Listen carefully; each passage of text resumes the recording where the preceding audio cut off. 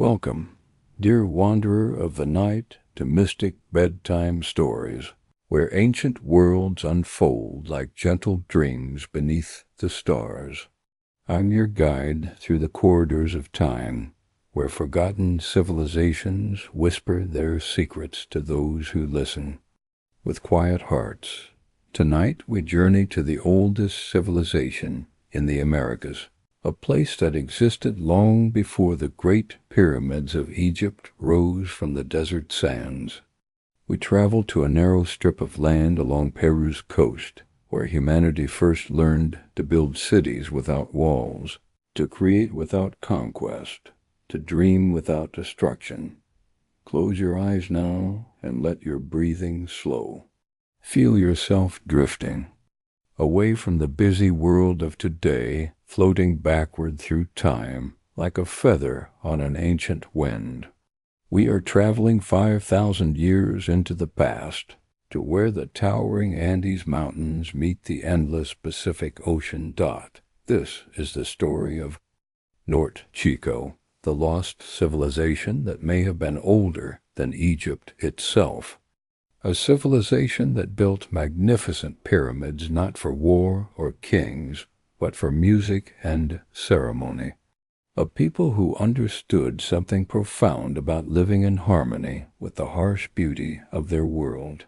Here, along Peru's desert coast, where morning mist rolls in from the Pacific and disappears into valleys carved by ancient rivers, the first Americans learned to build not just shelters, but cities. They learned to weave not just fabric, but entire communities together in ways that sustained them for over 1,000 years. As we begin our journey tonight, imagine standing at the edge of this ancient world in the pre-dawn darkness, when the first light of civilization was just beginning to flicker in the hearts of a remarkable people. The desert wind carries whispers of their story, and if you listen carefully, you might hear the echoes of flutes made from bone, the gentle splash of water flowing through irrigation channels, and the quiet voices of children playing in the shadow of stepped pyramids that reached toward the stars. Let us discover together how Norte Chico emerged from silence, how they built their cities of sand and stone, and how they lived in ways that would change our understanding of what it means to be civilized. This is their story, waiting to be told as you drift peacefully toward sleep. In the beginning there was silence, not the empty silence of abandonment, but the profound silence of a world waiting to be born.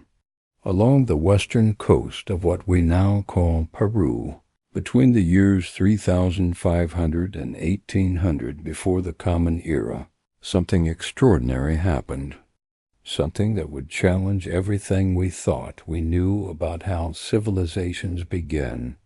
The people we call the Norte Chico culture lived in a landscape that should have been impossible for complex civilization. No great rivers like the Nile or the Euphrates blessed their land.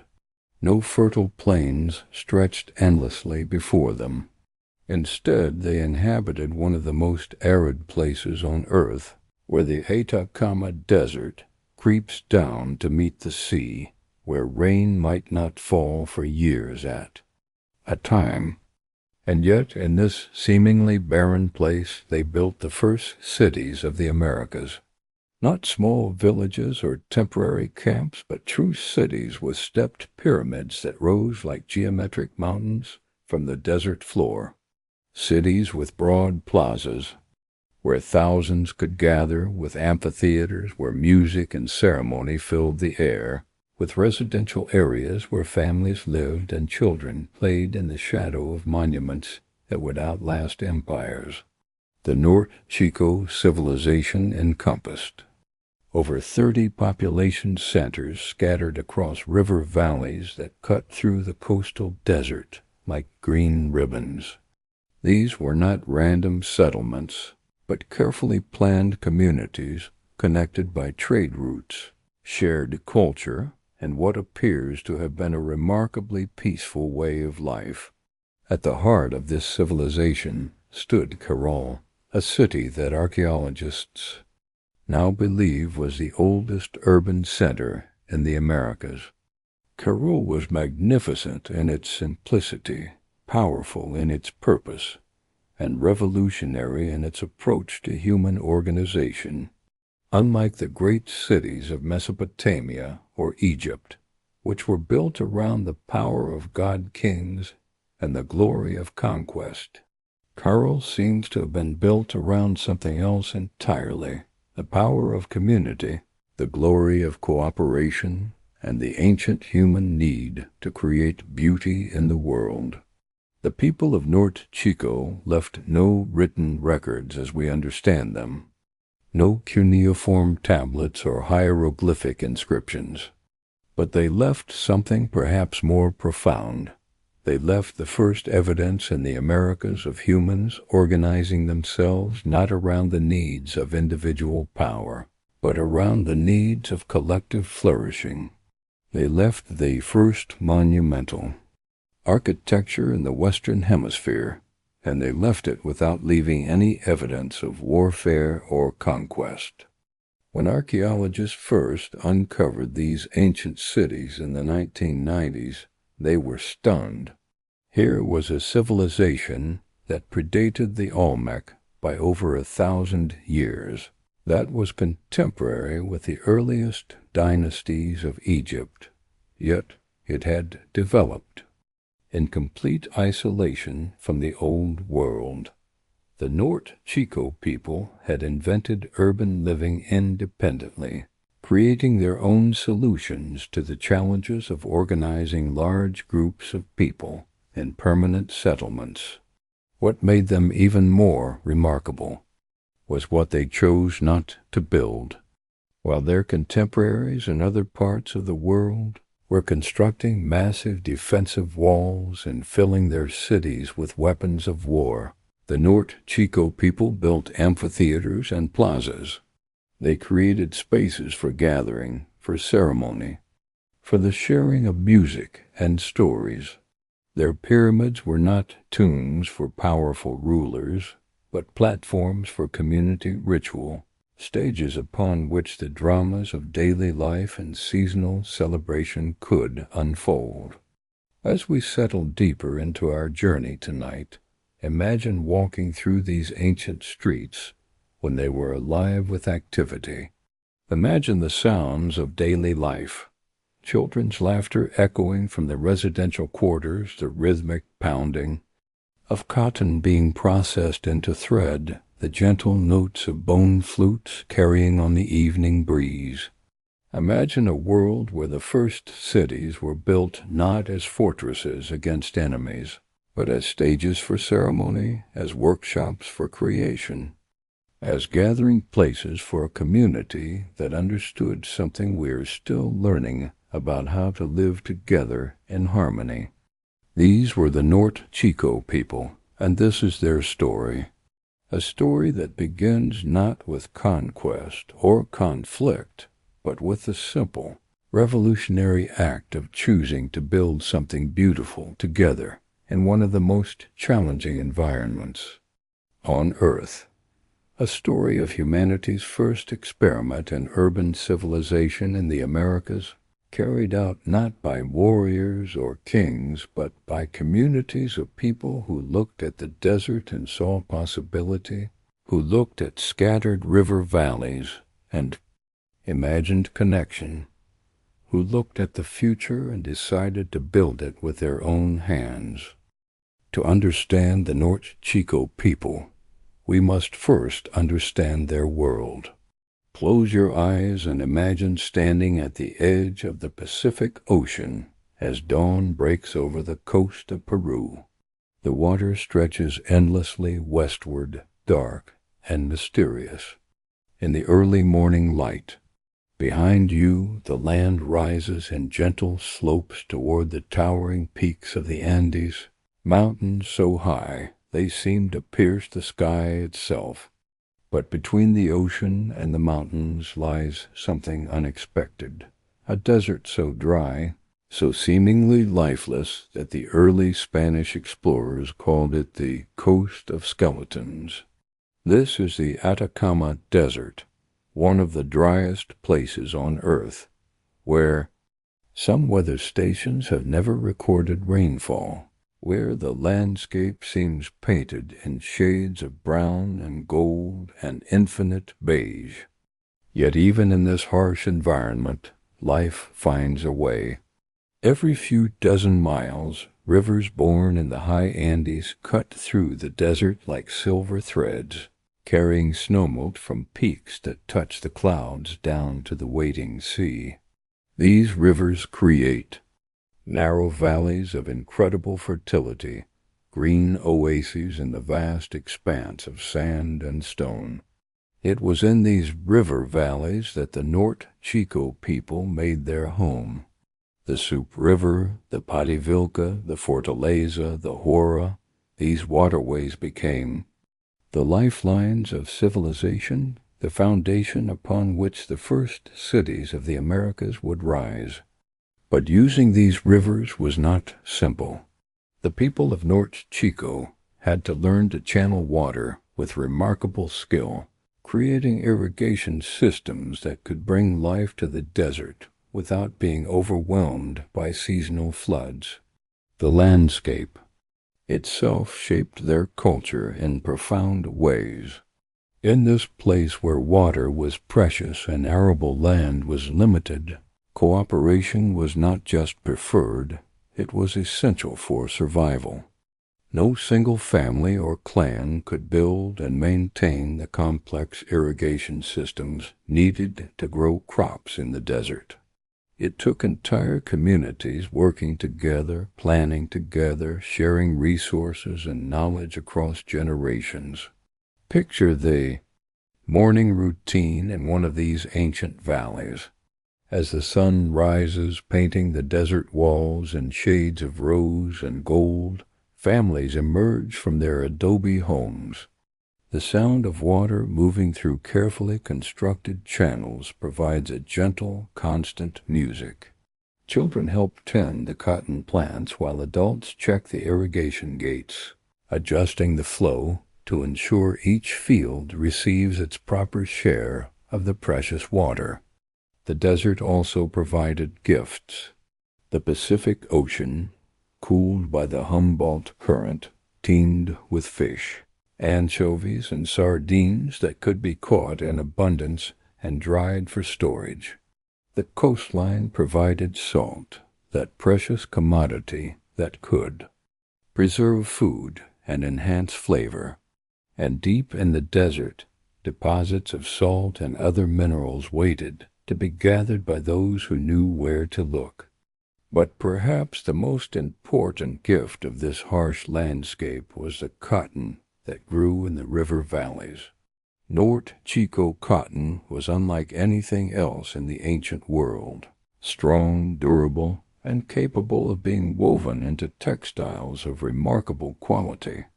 This cotton would become the foundation of their economy, the basis of their trade networks, and the material for innovations that would influence civilizations for thousands of years to come.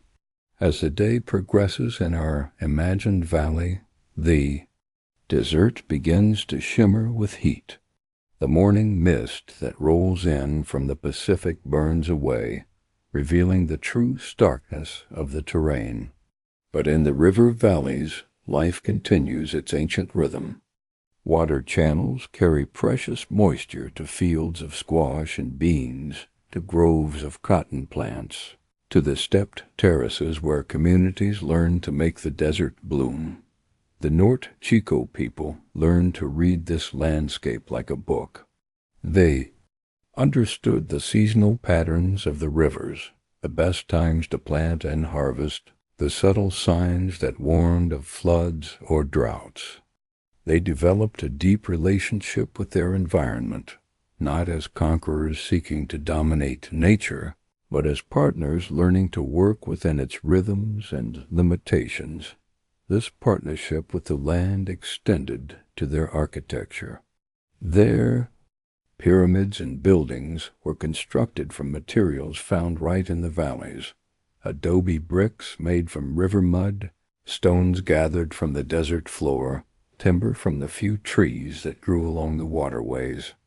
Their cities seemed to grow organically from the landscape itself, as if the desert had dreamed them into existence. This was the world of Norte Chico, not a garden paradise, but a place where human ingenuity could transform challenge into opportunity, where the very difficulty of the environment forced people to work together in ways that would lay the foundation for all future civilization in the Americas.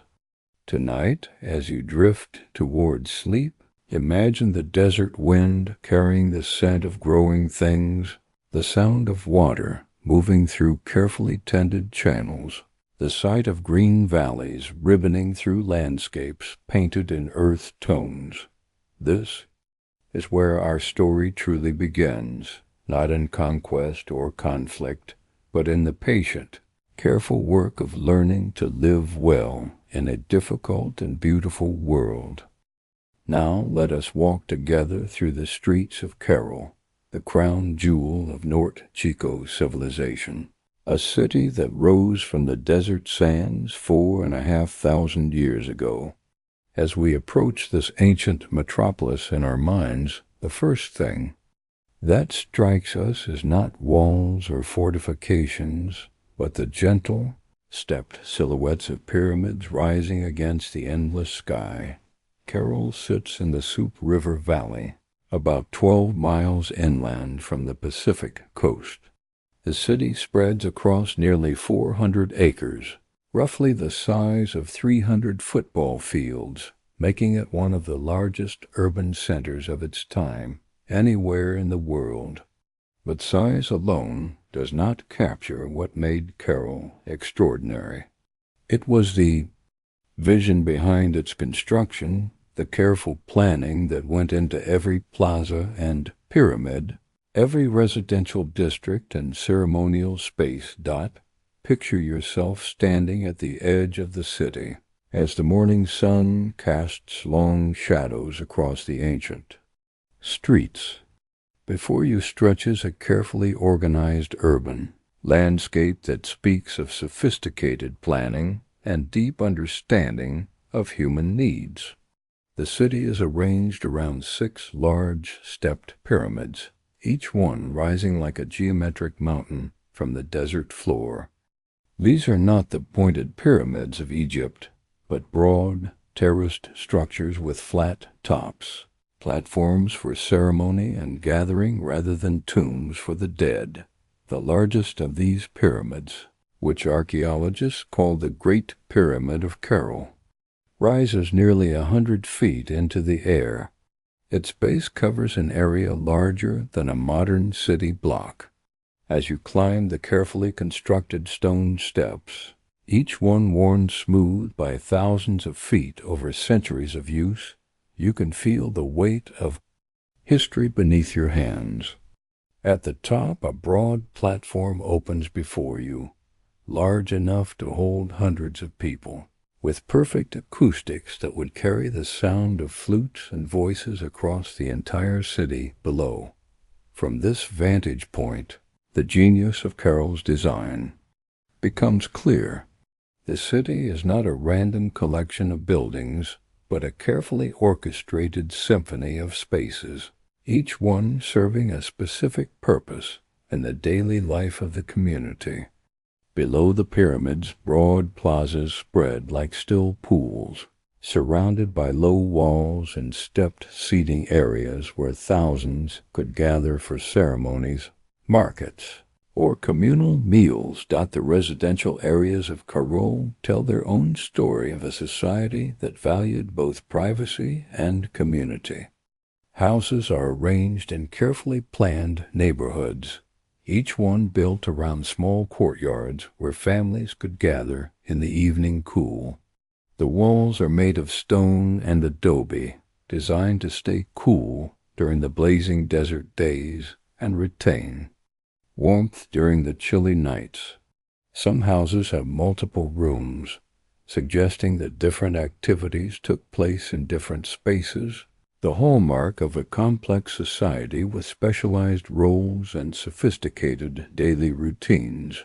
But perhaps the most remarkable feature of Caral is what it lacks. As archaeologists have excavated the city over the past 3 decades, they have found no weapons of war, no defensive walls, no evidence of conflict or conquest.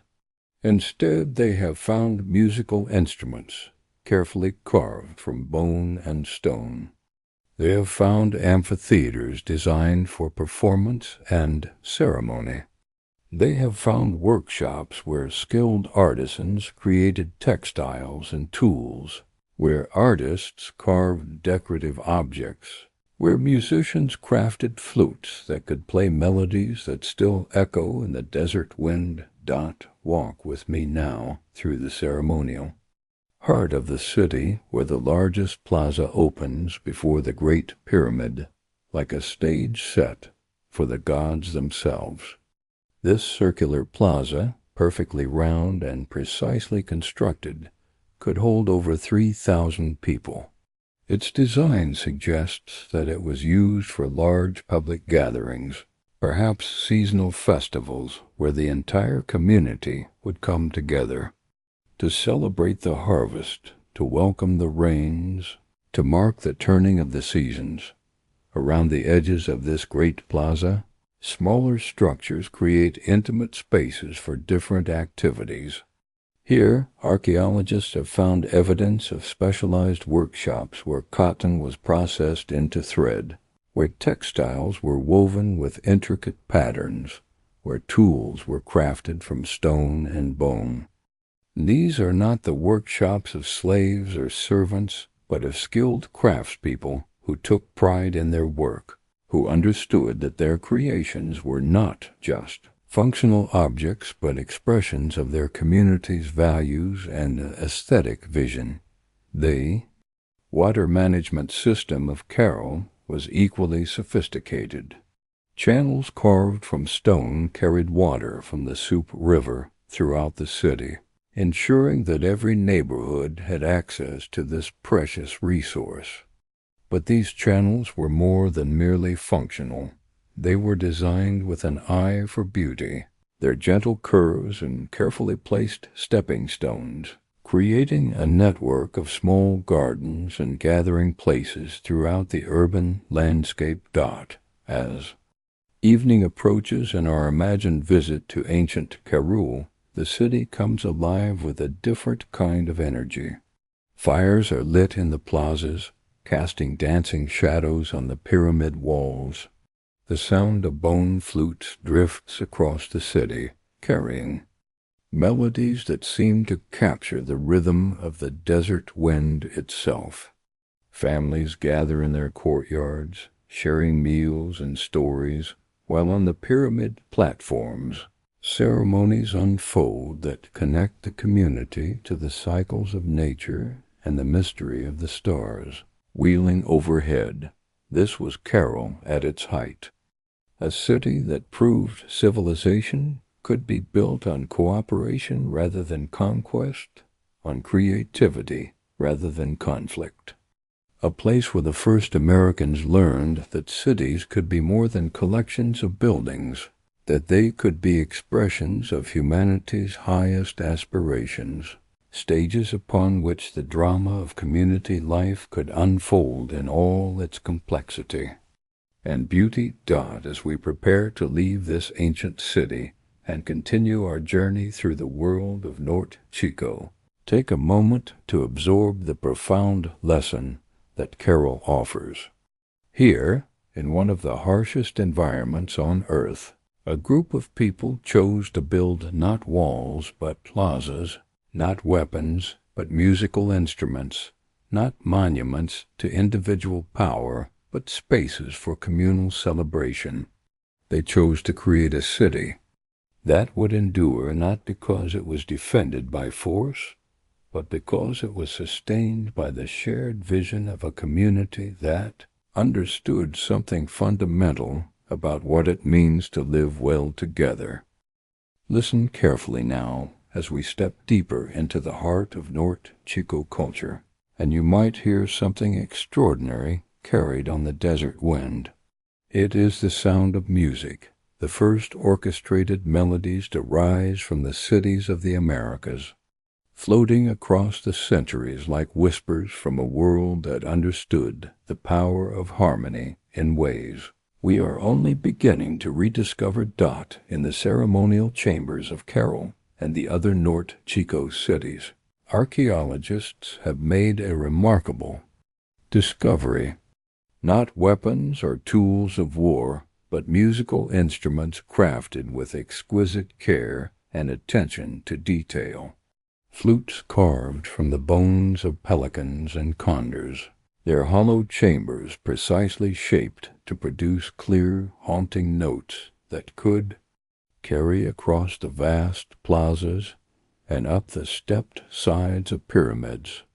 These instruments were not crude or primitive, but sophisticated tools of artistic expression, created by people who understood that music was as essential to civilization as water or shelter. Picture yourself now in the great circular plaza of Caral as the sun begins to set, painting the desert sky in shades of gold and crimson. The day's work is finished. The irrigation channels have been checked. The cotton has been harvested, and the fish have been brought in from the sea. Now, as the evening coolness begins to settle over the city, something magical happens. From the top of the Great Pyramid, the sound of a bone flute begins to drift across the plaza, a single, pure note that seems to capture the very essence of the desert wind. One by one, other musicians join in, their flutes adding layers of melody that weave together like threads in the fine cotton textiles for which Norte Chico was famous. The music is not random or chaotic, but carefully orchestrated, suggesting that these ancient people had developed sophisticated musical traditions, perhaps even forms of musical notation that we have yet to discover. The acoustics of the Norte Chico cities were designed with music in mind. The circular plazas, with their precisely calculated dimensions and carefully placed stone walls, created natural amphitheaters where sound could carry clearly to every corner. The stepped sides of the pyramids acted like giant resonators, amplifying the music and sending it echoing across the entire urban landscape. Even the residential areas were positioned to take advantage of these acoustic properties, allowing families in their courtyards to hear the ceremonial music and participate in the communal experience even from a distance. But the Norte Chico people were not content with just flutes. They created rattles from gourds, drums from animal skins stretched over wooden frames, and even primitive wind instruments that archaeologists believe may have been ancestors of the famous panpipes still played in the Andes today. Each instrument was crafted not just for its sound, but for its beauty, decorated with intricate carvings and designs that reflected the artistic sensibilities of a culture that valued aesthetic expression as much as practical function. The role of music in Norte Chico society appears to have been far more than mere entertainment. Evidence suggests that musical performances were integral to their religious and ceremonial life, marking important seasonal transitions, celebrating successful harvests, and perhaps even serving as a form of communication between different communities in the various river valleys. The complexity of their musical traditions hints at a sophisticated understanding of mathematics and acoustics, knowledge that would be passed down through generations of Andean cultures. Imagine now a great festival in ancient Caral, perhaps marking the beginning of the cotton harvest or the arrival of the fishing season. Thousands of people have gathered in the central plaza, their voices joining in songs that have been passed down through generations. The music rises and falls like the desert wind itself, sometimes gentle and contemplative, sometimes building to powerful crescendos that seem to make the very pyramids tremble with resonance. On the pyramid platforms, dancers move in carefully, choreographed patterns, their movements synchronized with the rhythm of the music. These are not wild, ecstatic dances, but carefully controlled artistic expressions that tell stories, perhaps recounting the history of the community, celebrating the generosity of the rivers, or honoring the spirits of the ancestors who first learned to make the desert. Loon dot as the night deepens and the stars begin to appear over the desert, the music takes on a different quality. The large community performances give way to smaller, more intimate gatherings. In the residential courtyards, families sit together as elder musicians play softer melodies, lullabies perhaps, that carry children off to sleep with dreams of flowing water and growing things. The music becomes a bridge between the day's activities and the night's rest, between the conscious world and the realm of dreams. The Norte Chico understanding of music seems to have been deeply connected to their relationship with the natural world. Their melodies echoed the sound of wind through the desert canyons, the rhythm of water flowing through irrigation channels, the calls of seabirds from the distant coast. They understood that music was not separate from nature, but part of the same fundamental harmony that governed the cycles of seasons, the movement of stars, and the eternal dance between river and desert that sustained their civilization.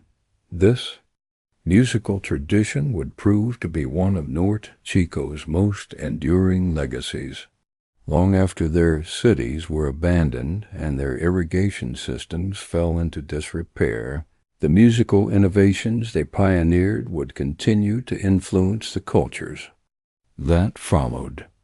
The bone flutes, the understanding of acoustics, the integration of music into community life, all of these elements would reappear in later Andean civilizations, testament to the profound influence of these first city builders of the Americas. As we prepare to move on from this exploration of Norte Chico music, let the sound of those ancient flutes linger in your mind. Let them carry you deeper into the peaceful rhythms of sleep, where dreams and reality blend like melodies in the desert. Wind, where the wisdom of the past whispers its secrets to those who know how to listen with their hearts. As the gentle evening breeze carries the scent of ocean salt across the ancient valleys of Norte Chico, we find ourselves walking through the silent streets of Caral once more. But tonight, dear traveler, we pause to consider something truly remarkable about these people who lived 5,000 years ago, something that sets them apart from nearly every other civilization we know. Picture, if you will, the great cities of the ancient world. Mesopotamia, with its towering ziggurats, surrounded by massive walls. Egypt, with its pharaohs' tombs guarded by armies of stone and bronze. The early cities of China, protected by earthen ramparts that would one day become the Great Wall.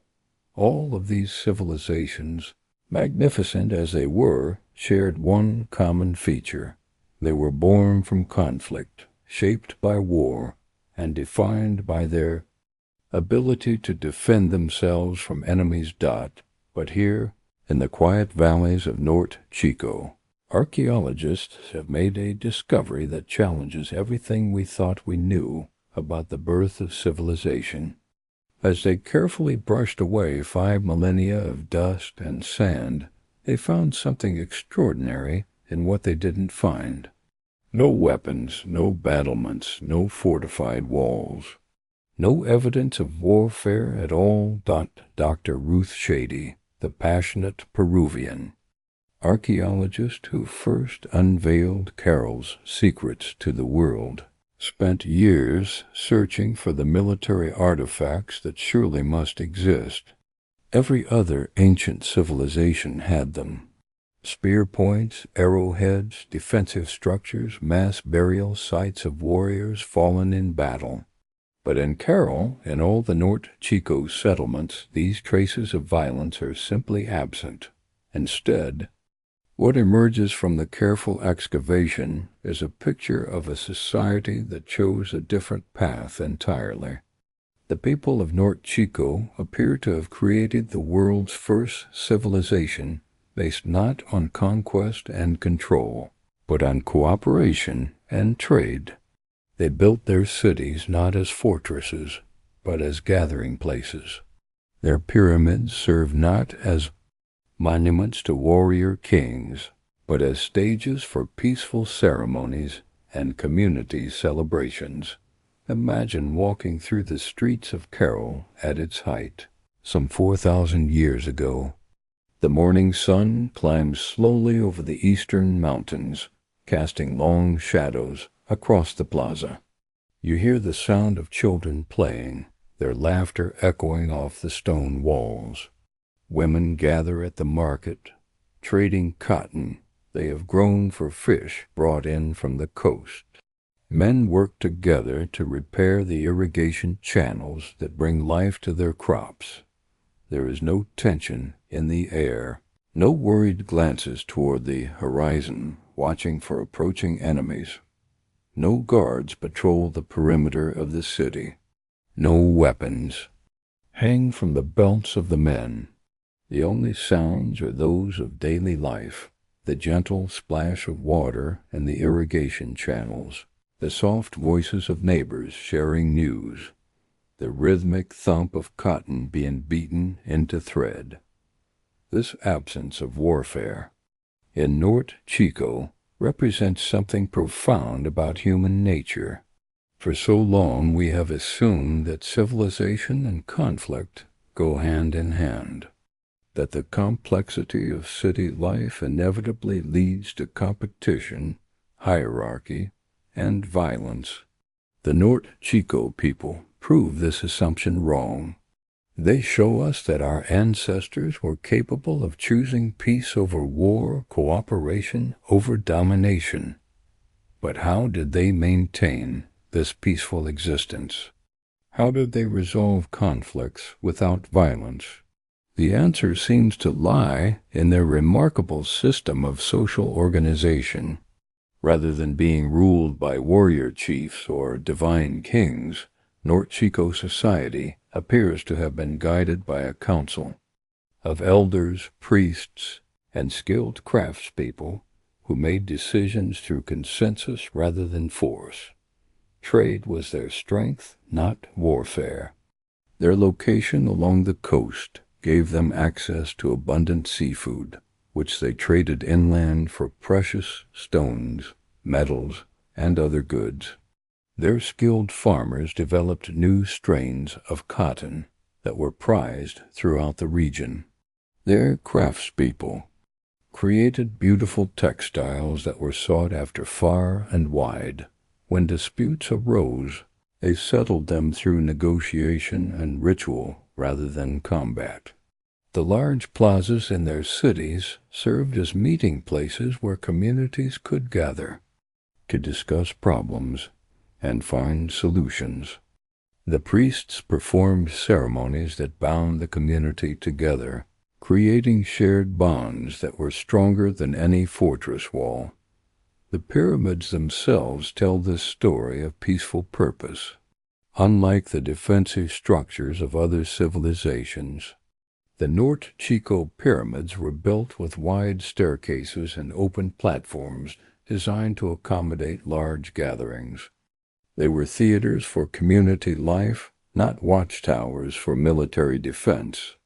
The acoustics of these structures were carefully designed to carry the human voice, allowing speakers to address large crowds without shouting. Archaeological evidence suggests that these gatherings were festive occasions.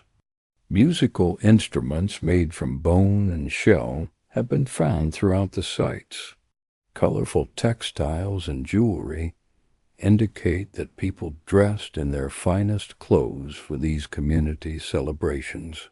The platforms show evidence of feast preparations, with large hearths and storage areas for communal meals.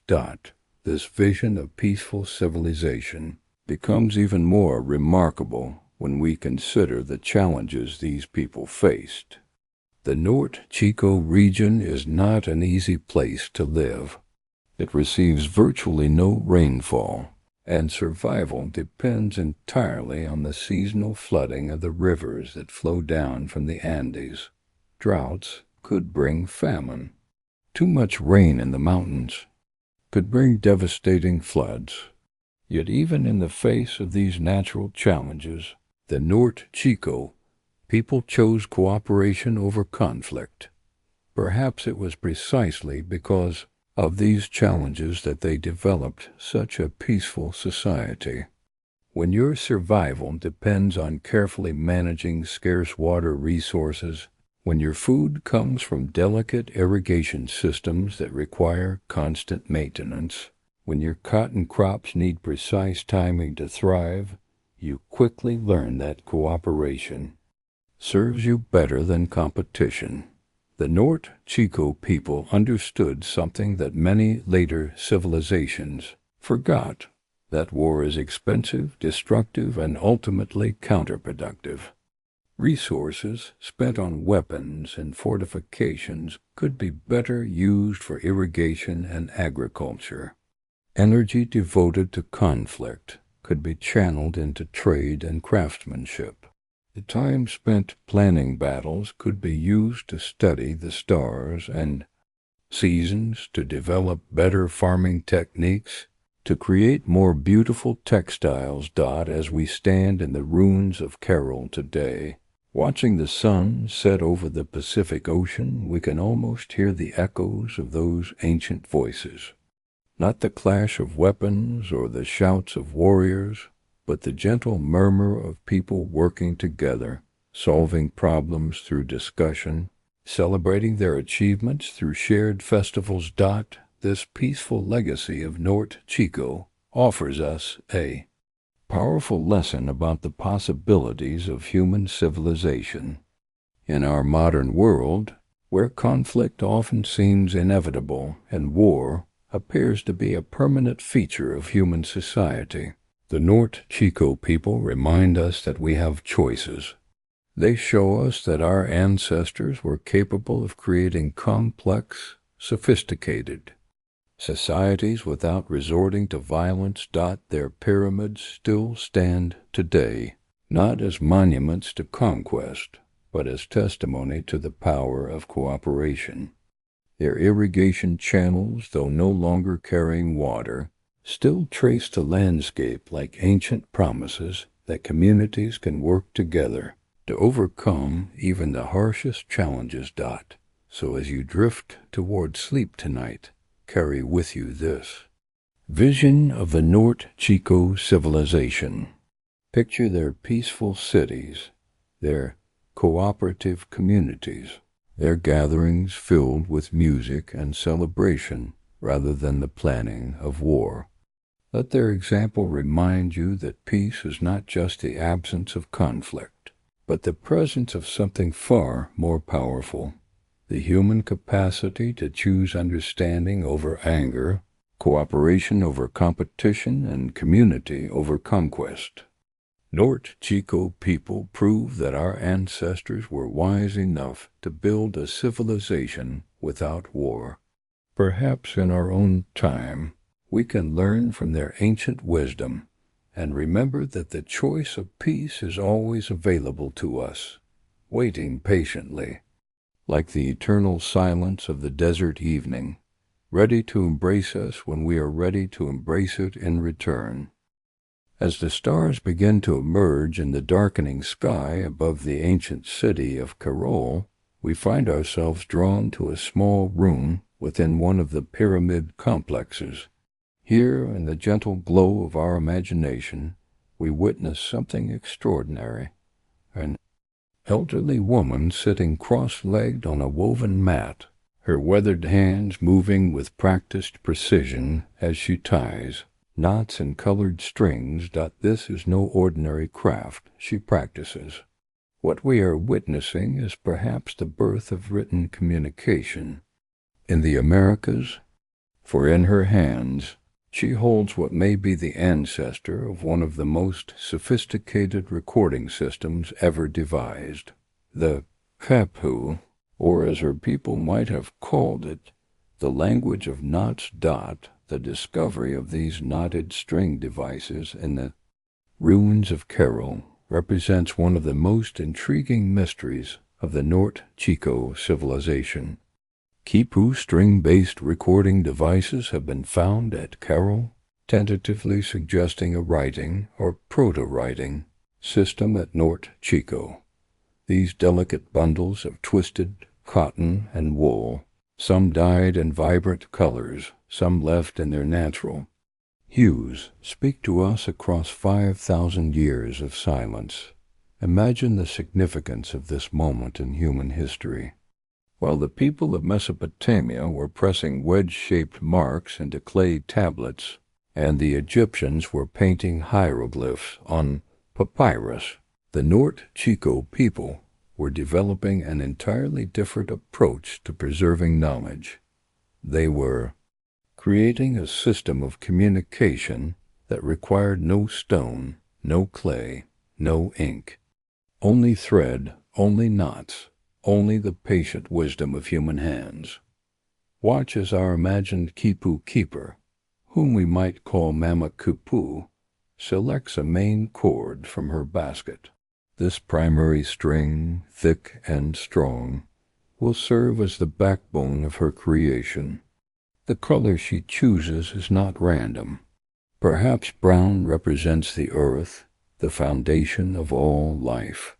Perhaps white symbolizes the clouds that bring rain from the mountains. Each hue carries meaning. Each shade tells part of the story she wishes to preserve. Now she begins to attach smaller strings to this main cord. Each pendant string hangs like a gentle waterfall of fiber, waiting to receive its burden of information. The distance between each string is carefully measured. The Norte Chico people understood that precision in their recording system was as important as precision in their irrigation channels. Both carried the lifeblood of their civilization, water. In one case, knowledge, in the other. As Mama Quipu works, she begins to tie knots. But these are not the simple knots we might use to secure a bundle or mend a torn garment. These are knots with purpose, knots with meaning. This simple and highly portable device achieved a surprising degree of precision and flexibility. A single knot might represent the number 1. 2 knots close together might represent the number 2. A complex series of knots in a specific pattern might represent a complete concept, a story, or a sacred teaching. The beauty of the Quipu system lies not just in its functionality, but in its poetry. Imagine trying to explain to someone from our modern world that you could write a letter, compose a song, or record a historical event using nothing but colored strings and knots. It seems impossible, yet the evidence suggests that this is exactly what the Norte Chico people accomplished. Consider the practical advantages of such a system. Unlike clay tablets that could shatter or papyrus that could burn, these knotted. Strings were remarkably durable. They could be rolled up and carried across great distances. A quipu keeper could travel from settlement to settlement, carrying an entire library of information in a small bundle that weighed no more than a few pounds. The strings themselves tell us stories about the Norte Chico people's relationship with their environment. The system consisted of colored, spun, and plied thread or strings from llama or alpaca hair, or made of cotton cords. Cotton, which they cultivated with great skill, provided the foundation for their communication system. When they needed stronger fibers, they traded with people from the highlands for llama and alpaca wool. But what information did these early quipas contain? We can only imagine based on what we know of later, more sophisticated versions used. By the Inca Empire, quipas recorded information about taxes and inventories, but also about time and calendric cycles. They reportedly recorded laws, judicial proceedings, and perhaps historical events in the context of Norte Chico. These records might have tracked the seasonal flooding of the rivers, the best times for planting cotton, the quantities of fish brought in from the coastal waters. They might have preserved the names of community leaders, the dates of important ceremonies, the agreements made between different settlements for trade and cooperation. Picture Mama Kapu as she creates a quipu to record the year's harvest. She selects a green string to represent the cotton fields. Along this string she ties knots in groups of 10, each group representing 100 bundles of cotton fiber. The spacing between the knot groups tells her which field the count represents: the field by the river, the field on the hillside, the field near the sacred mound. On a brown string, she records the fish brought in by the coastal communities. Different types of knots represent different types of fish: anchovies, sardines, the occasional larger catch. The thickness of the string itself might indicate the quality of the fish: thick for the best preserved specimens, thin for those that must be consumed quickly. A white string might carry the most precious information of all: the genealogies of the community's spiritual leaders, the stories of the ancestors, the sacred songs that must be passed down unchanged from generation to generation. These knots are tied with special care, for they carry not just information, but the very soul of the community. The creation of each quipu was likely a ceremonial act in itself. Mama Quipu does not work alone. Around her, younger women and men observe her techniques, learning the meanings of the different knots, the significance of the colors, the proper way to space the pendant strings. This is not just record keeping. This is the preservation of culture itself. As the quipu grows under her skilled hands, it begins to resemble something organic, something alive.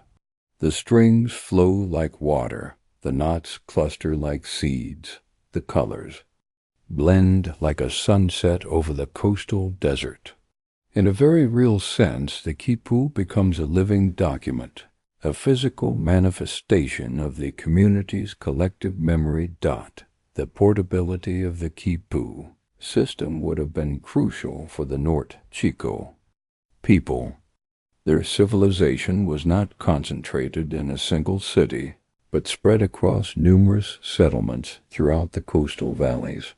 Information needed to flow between these communities: news of good fishing grounds, reports of successful agricultural techniques, warnings of approaching weather patterns. Imagine a quipu messenger, a young man trained in the art of reading and carrying these knotted records. He sets out at dawn from Caral, a precious bundle of quipas secured to his back. His destination is a settlement 2 days' walk to the north, where the community eagerly awaits news of the cotton harvest and the arrangements for the next great ceremony. As he walks, the messenger's trained fingers occasionally brush against the kippas, feeling the familiar patterns of knots, reassuring himself that the information remains intact. He has memorized the meaning of each string, each knot, each color combination. In his mind he carries not just data, but stories, songs, and the living wisdom of his people.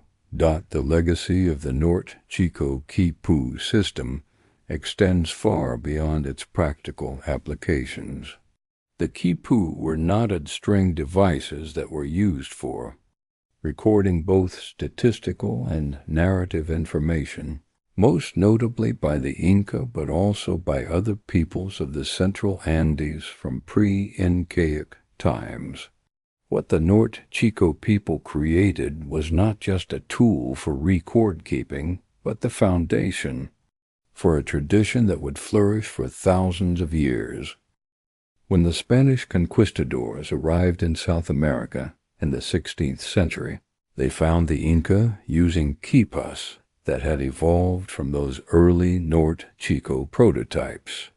The complexity and sophistication of the Inca Quipu system amazed the Europeans, who struggled to understand how such intricate information could be stored in what appeared to be simple knotted strings. But we who visit the Norte Chico people in our dreams and imagination understand the deeper truth.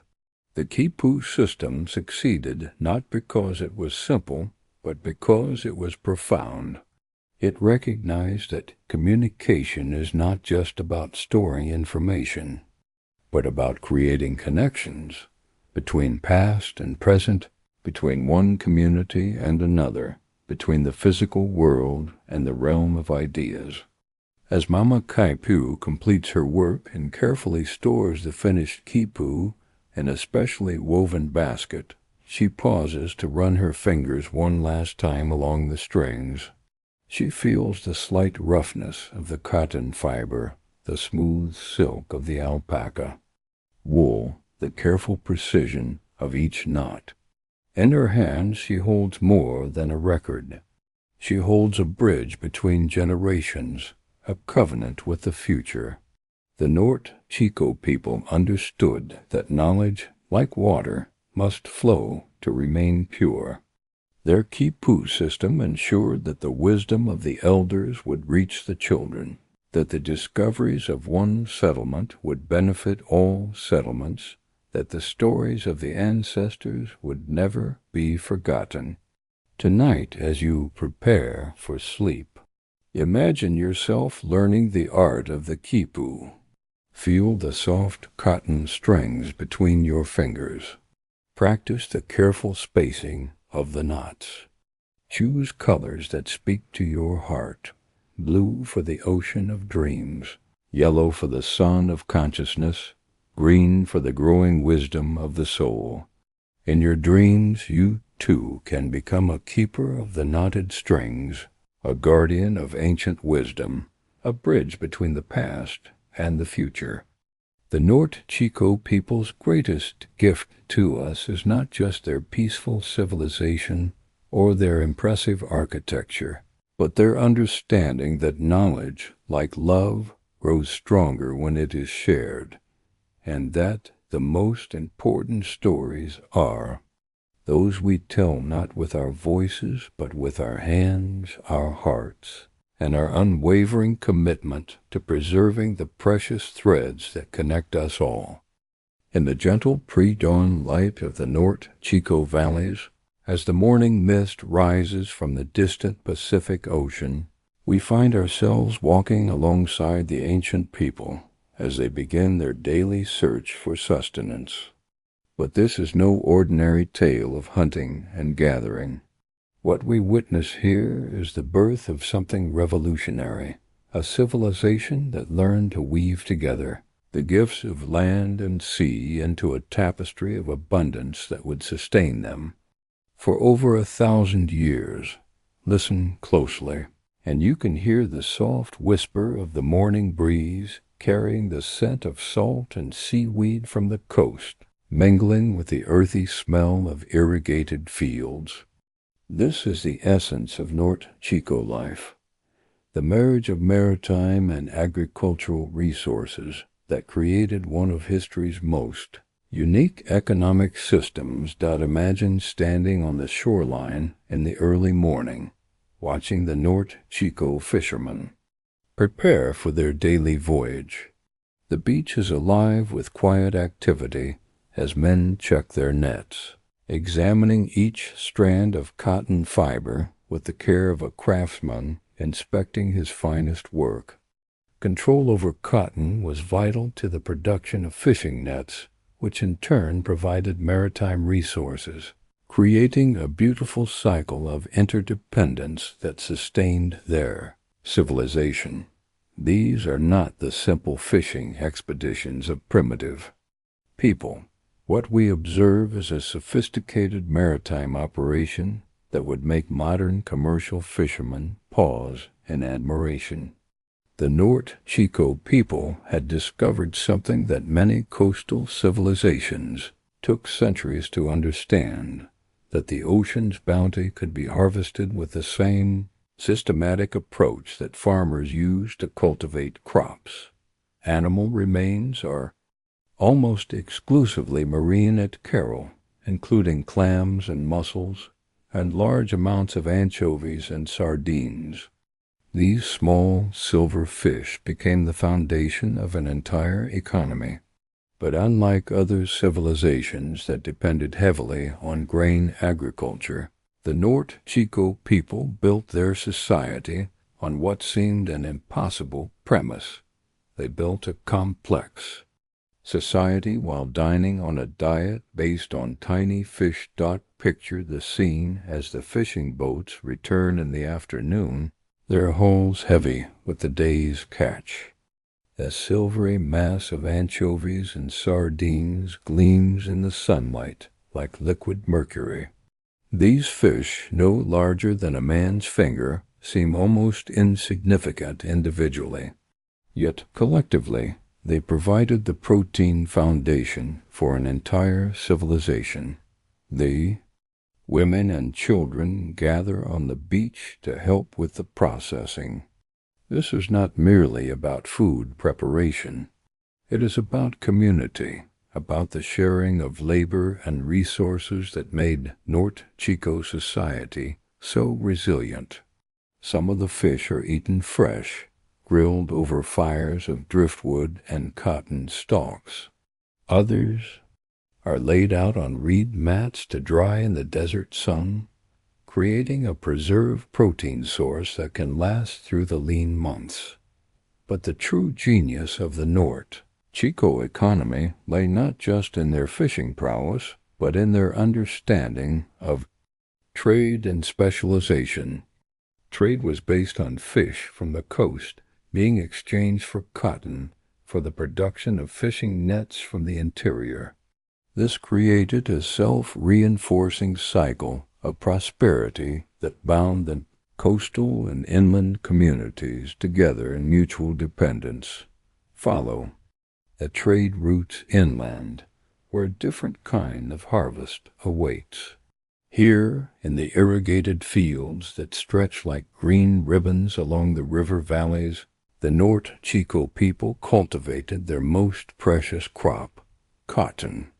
Cotton was the most important product of irrigation in the Caral soup culture, vital to the production of fishing nets as well as to textiles and textile technology. But this was not cotton as we might imagine it from our modern perspective. The Norte Chico people developed sophisticated varieties of cotton that were perfectly adapted to their environment and their needs. The fibers were strong enough to withstand the strain of hauling in nets full of fish, yet fine enough to be woven into beautiful textiles for clothing and ceremony. Watch the cotton farmers as they tend. their fields with the same reverence that priests might show toward their temples.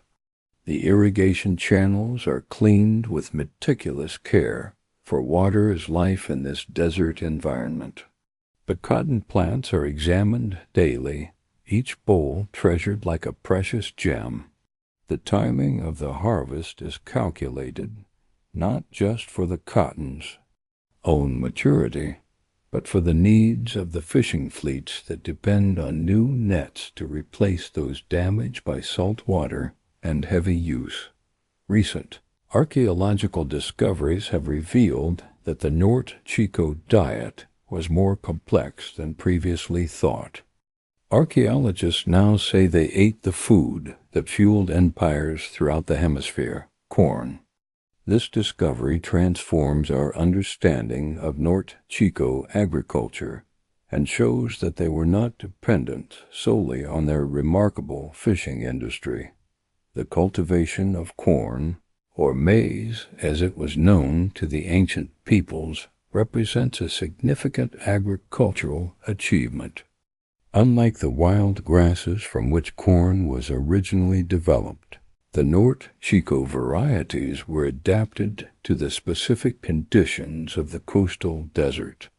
The corn was grown in carefully managed plots using the same irrigation techniques that made their cotton cultivation so successful. Picture the corn fields at harvest time, the golden ears heavy with kernels that provided carbohydrates to complement the protein-rich marine diet. The corn was processed in various ways, ground into meal for flatbreads, fermented into mildly alcoholic beverages for ceremonies, or dried and stored for the months when fishing was less productive. The combination of marine resources, cotton cultivation, and corn agriculture created a remarkably balanced and sustainable economy. This economic model stands in contrast to other early civilizations, which were primarily driven by grain agriculture. The Norte Chico people had discovered that diversification was the key to long-term survival. But let us not forget the other gifts of land and sea that enriched the Norte Chico diet. Early settlements utilized irrigation systems to cultivate crops such as cotton, squash, and beans, while maritime resources like anchovies and sardines played a crucial role in their economy. Squash provided vitamins and variety to the diet, while beans added additional protein and the nitrogen-fixing properties that helped maintain soil fertility. The shellfish gathered from the coastal waters added minerals and variety to the diet. Women and children would wade into the shallow waters during low tide, gathering clams and mussels that were then steamed in pits lined with hot stones. The shells themselves were not wasted. They were used to make tools, ornaments, and even musical instruments. The integration of these diverse food sources created a cuisine that was both nutritious and varied. Imagine a typical evening meal in ancient Caral. Fresh fish grilled over a fire, served with flatbread made from corn meal, accompanied by squash cooked with beans and seasoned with salt gathered from the coastal flats. For dessert, perhaps sweet, corn cakes or dried fish mixed with ground squash seeds. This variety in the diet was not merely a matter of preference. It was a survival strategy. The Norte Chico people understood that dependence on a single food source was dangerous. Droughts might reduce the corn harvest, storms might prevent fishing, or changes in ocean currents might drive the fish to different waters. By maintaining multiple food sources, they created a buffer against environmental challenges. The surplus produced by this efficient food system allowed for the development of specialized crafts and the construction of the monumental architecture. That still amazes us today. For millennia, the Norte Chico expanded into the nearby Pativilca and Soup valleys, developed trading routes and extensive fishing operations, and grew cotton to spin into textiles and fishing nets. Food preparation itself became a form of art and social bonding. The grinding of corn into meal was often done by groups of women working together, their stone mortar creating a rhythmic percussion that could be heard throughout the settlement. The weaving of cotton into nets was a skill passed down through generations, with master weavers training apprentices in the precise techniques required to create nets that could withstand the stresses of deep-sea fishing. Even the storage of food was approached with sophisticated understanding. Underground chambers were constructed to store dried fish and corn, protected from moisture and pests. These storage facilities were communally owned and managed, ensuring that no member of the community would go hungry even during difficult times. The Norte Chico people also understood the importance of variety in their textile production. Different grades of cotton were used for different purposes, the finest fibers for ceremonial clothing and delicate fishing lines, coarser fibers for everyday clothing and heavy-duty nets. The cultivation of different cotton varieties required detailed knowledge of soil conditions, irrigation timing, and harvesting techniques. As we reflect on this remarkable civilization's approach to sustenance, we see not just a successful adaptation to a challenging environment, but a template for sustainable living that resonates even today. The Norte Chico people understood that true prosperity comes not from exploiting resources, but from understanding and working with natural systems. Their legacy reminds us that the most sustainable civilizations are those that learn to diversify their resource base, to create cycles of mutual benefit between different economic activities, and to treat the environment as a partner rather than a commodity to be consumed. Tonight, as you settle into sleep, carry with you the image of those ancient fishermen, mending their cotton nets by the light of driftwood fires, and the farmers checking their irrigation channels under the desert stars.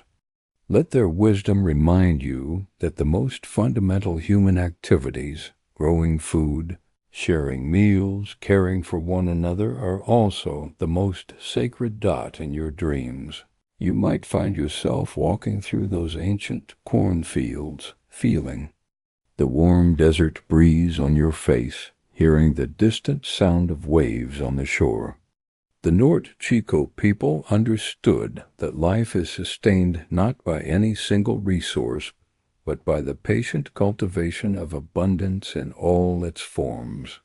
Their gift to us is the understanding that true wealth lies not in what we can take from the earth, but in what we can learn to grow together, sharing the fruits of our labor with open hands and grateful hearts.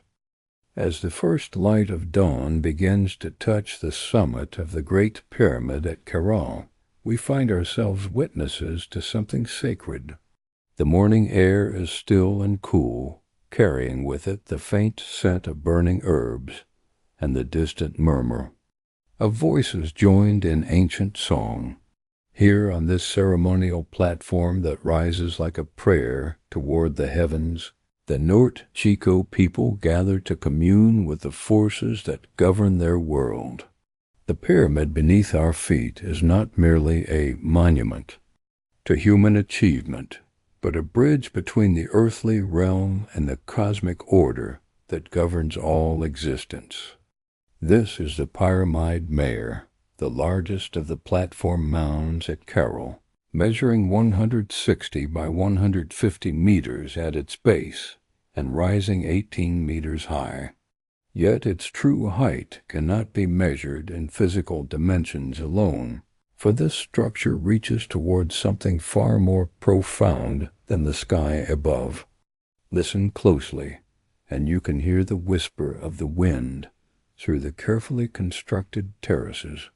Each level of this pyramid was built with purpose, each stone placed with intention.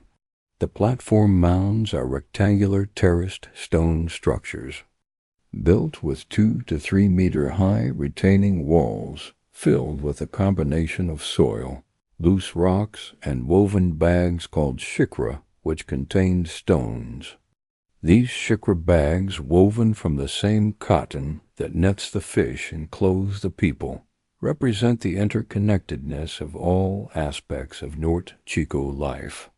As we climb the ancient staircases that lead to the summit, we pass through spaces that once echoed with the voices of ceremony.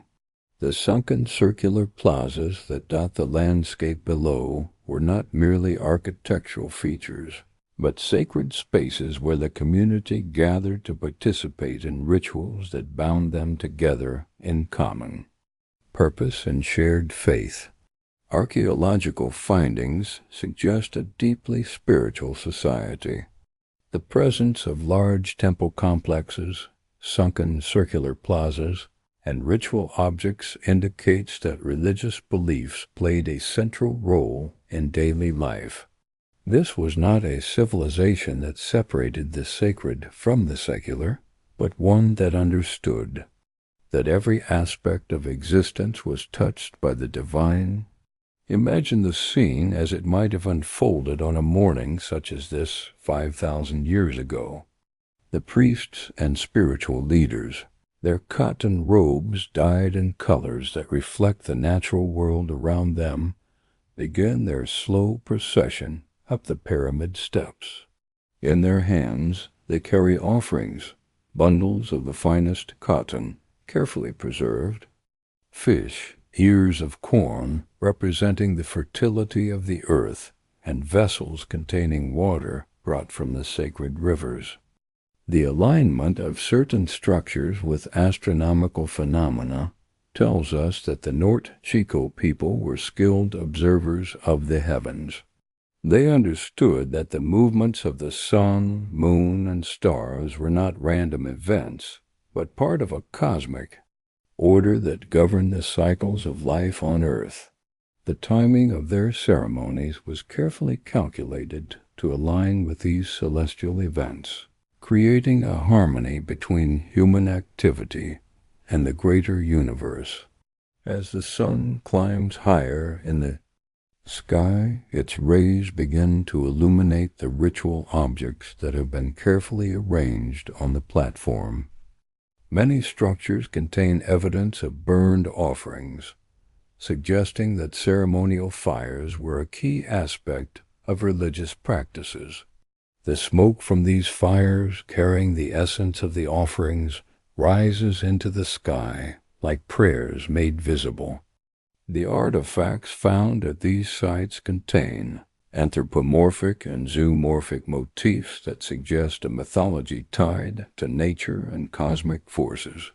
Unlike later Andean cultures, there is no clear evidence of a singular supreme god in the Norte Chico civilization.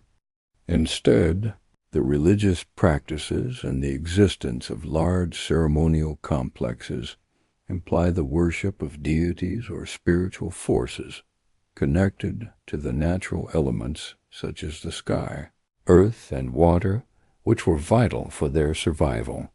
Picture the priests as they kindled the ceremonial fire, their movements following patterns passed down through generations. The flame represents the sun's power brought to earth, the transformation of matter into spirit, the bridge between the seen and unseen worlds. Into this fire they place offerings of cotton and corn, fish and flowers, each item chosen for its symbolic meaning and its role in sustaining the community. The Norte Chico people understood that their survival depended not only on their skill and industry, but on maintaining proper relationships with the forces of nature. The rivers that brought water to their crops, the winds that filled their fishing nets, the sun that ripened their cotton, all of these were seen as manifestations of divine power that required respect, gratitude, and careful attention. Rituals often included music, dance, and the use of ritual objects, emphasizing the importance of communal participation. In one of the Caral temples, researchers found 32 flutes made of condor and pelican bones and 37 cornets of deer and llama bones. These instruments were not merely for entertainment, but were essential tools for creating the sacred atmosphere that made communication with the divine possible.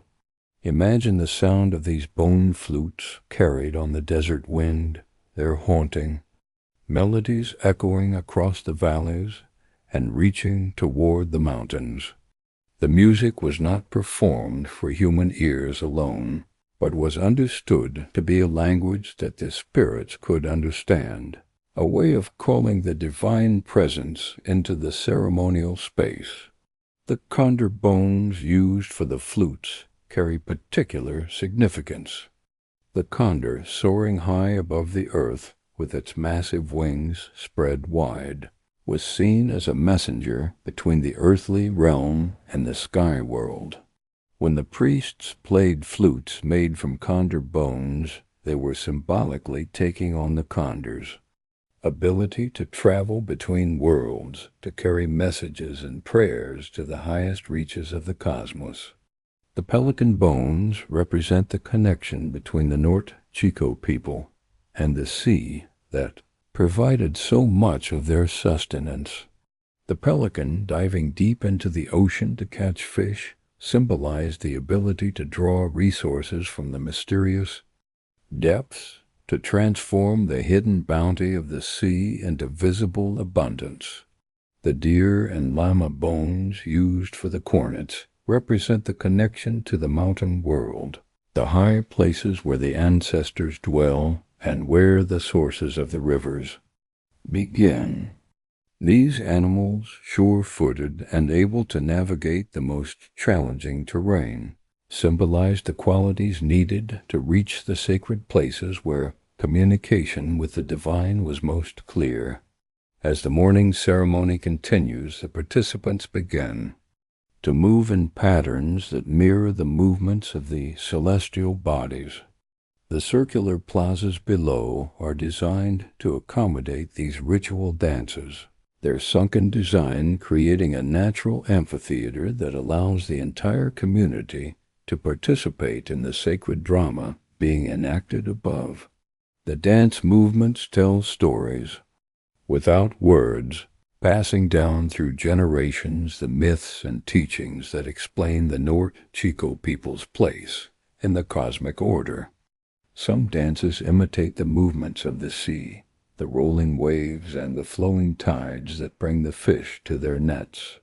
Others mirror the growth of plants, the cotton reaching toward the sun, the corn pushing up through the earth. Water plays a crucial role in these ceremonies, for in the desert environment of Norte Chico, water is truly the source of all life.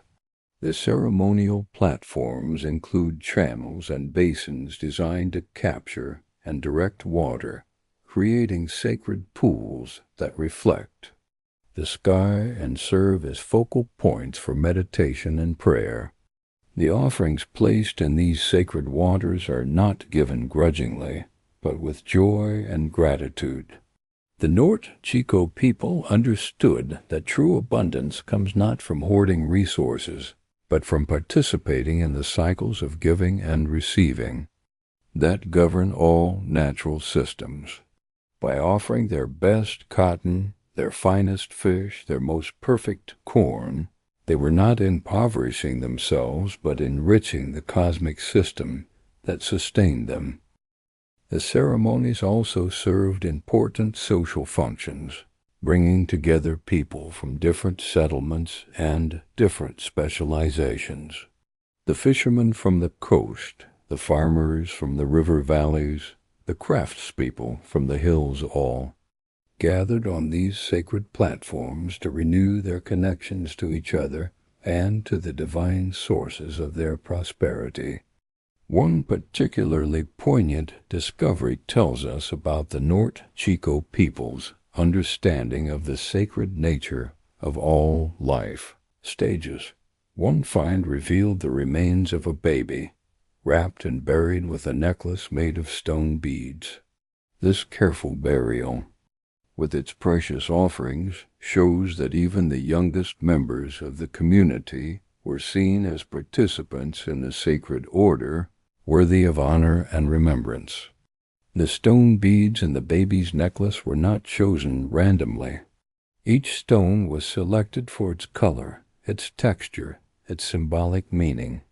Together, they created a prayer in physical form, a wish for the child spirit to find peace and a place in the cosmic order that continues beyond physical death. As the ceremony reaches its climax, the priests lift their voices in chants that have been preserved through centuries of careful transmission. These chants, like the music of the bone flutes, are not mere human expressions, but are understood to be part of the fundamental vibration of the universe itself. The repetitive nature of the chants creates a meditative state that allows both the performers and the observers to transcend ordinary consciousness and enter into communion with the divine. The sound vibrations themselves are believed to have power to create changes in the physical world through their resonance with the hidden structures of reality. As the sun reaches its zenith, the ceremony concludes with a final offering of gratitude. The priests pour water onto the sacred fire, creating a cloud of steam that rises like a visible prayer toward the heavens. This act symbolizes the transformation of the material offerings into spiritual essence, the completion of the cycle that connects earth to sky, human to divine. The Norte Chico people understood that their ceremonies were not mere superstition or empty ritual, but were essential technologies for maintaining their relationship with the natural world. Through their careful attention to the movements of the sun and stars, their respectful offerings to the forces of nature, their communal participation in sacred activities, they created a civilization that was in harmony with the cosmic order. Tonight, as you prepare for sleep, imagine yourself participating in one of these ancient ceremonies. Feel the warm stone of the pyramid beneath your feet. Hear the haunting music of the bone flutes. Breathe the sacred smoke of the ceremonial fire. Let the wisdom of the Norte Chico people remind you that you too are part of a sacred order, that your life has meaning and purpose within the greater cosmic dance. In your dreams, you might find yourself climbing those ancient staircases to heaven, not as a tourist or observer, but as a participant in the eternal ceremony that connects all beings to the source of life itself.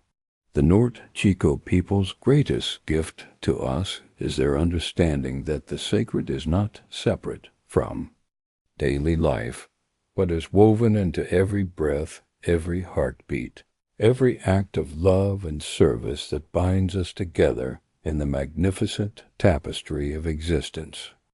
In the gentle twilight of our journey through Norte Chico, we pause now at one of the most profound mysteries these ancient people left behind, a riddle that has puzzled archaeologists for decades and continues to challenge our very understanding of what makes a civilization.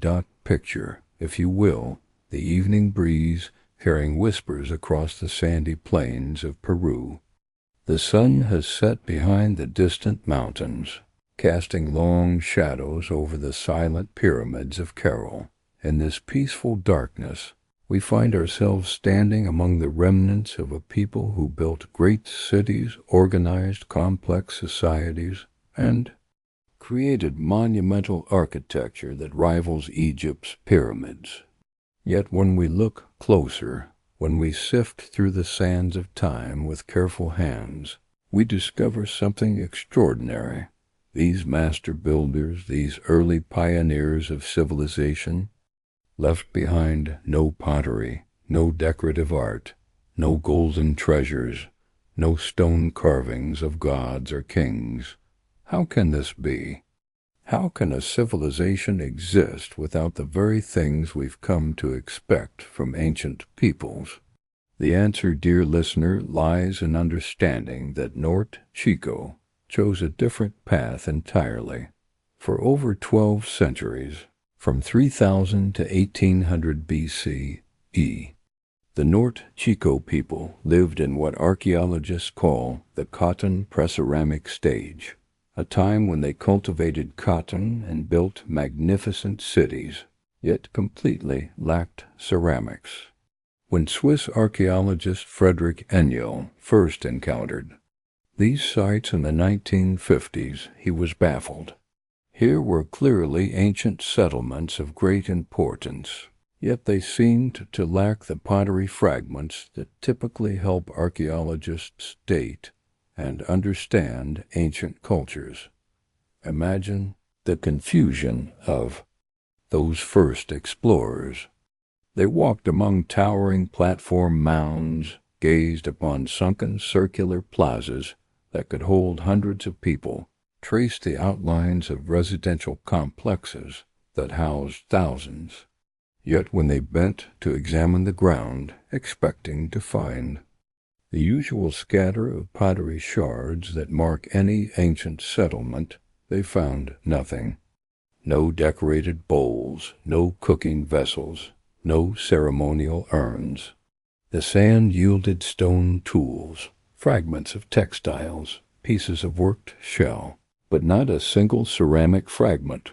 For more than a century, this absence of pottery actually dampened interest in the sites, causing archaeologists to overlook what would later be recognized as the America's earliest known civilization.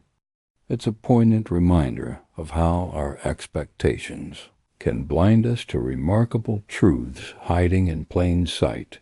But Norte Chico's mysteries run deeper than missing pottery. These people appear to have had no visual art whatsoever, no carvings, no paintings, no sculpture, no metalwork. Walk through their cities in your mind, and you'll find no decorated temple walls, no carved stone faces of deities, no intricate metalwork adorning their leaders. Their architecture speaks of grandeur and careful planning, but it speaks in the language of pure form and function, unadorned by the decorative flourishes we associate with other ancient civilizations. The cooking fires of Norte Chico never saw a ceramic pot. Without pottery to boil their food, these people developed entirely different culinary traditions, roasting and preparing their meals over open flames. Picture their daily life. Families gathered around fires that cast dancing shadows on adobe. Walls, the aroma of roasted corn and fish filling the evening air. No clay vessels bubbled over the coals, no decorated bowls graced their tables. Yet this was not poverty or primitiveness. It was choice, a different way of living that served them well for over a millennium.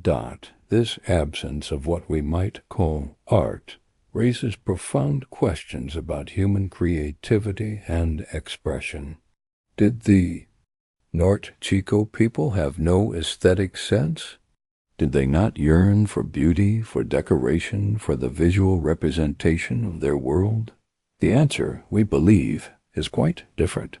Their art was not carved in stone or painted on pottery. It was woven into the very fabric of their society. Their art was architectural. Every pyramid, every plaza, every carefully planned residential quarter was a masterpiece of design and engineering. Their most impressive achievement was their monumental architecture, including large platform mounds and sunken circular plazas. They shaped the very landscape into their canvas, creating spaces that served not just practical purposes, but spiritual and communal ones as well. Their art was musical. Though they left no carved instruments, we know they created flutes from bone and other materials. Their plazas were designed for acoustics, for the gathering of hundreds of people, to hear music and participate in ceremonies. In the cool desert evenings, these spaces would have filled with the haunting melodies of flutes, the rhythmic patterns of drums the human voice raised in song and chant. Their art was textile. The cotton they grew was not just for practical use, but for the creation of beautiful fabrics, complex patterns woven into cloth that adorned their bodies and their buildings. In a world without pottery, textiles became their primary medium for decorative expression. Their art was social. The organization of their cities, the planning of their agricultural systems, the coordination of their labor, all of this required a sophisticated understanding of human relationships and social dynamics. Their civilization was their masterpiece, a living artwork that sustained thousands of people in harmony with their harsh environment. This culture, with no art, no written language, and no warfare, created some of the oldest pyramids in the Americas, and is believed to be the oldest known civilization to have existed in the Americas. This paradox forces us to reconsider our definitions. What makes a civilization? Is it the presence of pottery, of written language, of monumental art? Or is it something deeper, the ability to organize society, to create lasting institutions, to build for the future? Norte Chico suggests that civilization is not defined by what artifacts a people leave behind, but by how they choose to live together. It's about the complexity of their social organization, the sophistication of their agricultural techniques, the grandeur of their architectural achievements, and the sustainability of their way of life. As we stand in the darkness of the modern world, surrounded by the remnants of these ancient people, we can feel the weight of their different choice. They chose not to leave us statues to admire or pottery to study. Instead, they left us something far more precious, a demonstration that human civilization can take many forms, that there are many ways to build a lasting society, and that sometimes the most profound achievements are those that speak not to our eyes, but to our hearts and minds. In the gentle silence of the Peruvian desert, broken only by the whisper of wind through ancient stones, we can almost hear the echo of their choice. They built their civilization not in clay or gold, but in the relationships between people, in the harmony between human needs and natural resources, in the creation of spaces where communities could gather, celebrate, and thrive. Their legacy is not in museums. It's in the very ground beneath our feet, in the patterns of their cities, in the wisdom of their agricultural techniques, and in the peaceful example they set for how humans might live together. In a world that often measures success by material accumulation, Norte Chico reminds us that the greatest achievements might be those that leave no trace except in the improved lives of those who come after. As the desert wind carries away the last whispers of their ancient presence, we're left with a profound truth. Civilization is not about what we make, but about how we choose to live. And in that choice, the people of Norte Chico achieved something truly remarkable.